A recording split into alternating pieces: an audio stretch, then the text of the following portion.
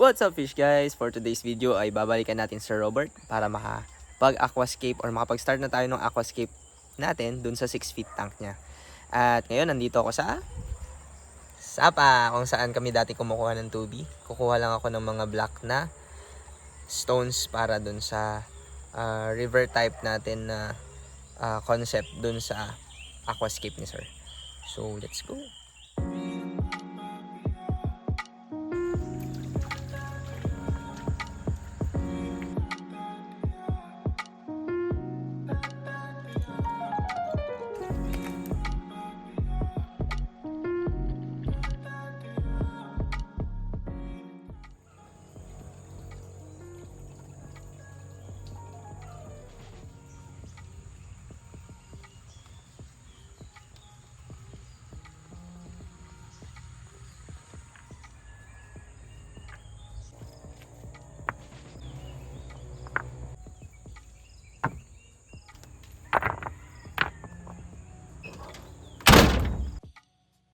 Dito nga ay sinimulan na namin ilagay yung driftwood.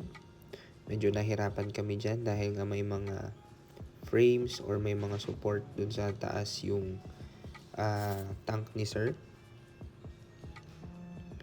Then nagputol kami doon para lang makapasok yung driftwood. Ganon din sa driftwood, nagputol din kami.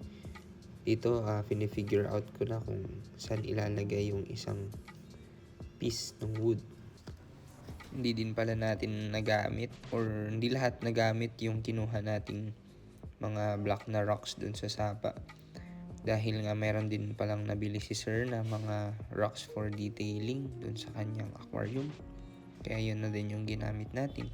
Pero nakagamit pa rin tayo ng dalawang malalaking chunks para dun sa support ng driftwood.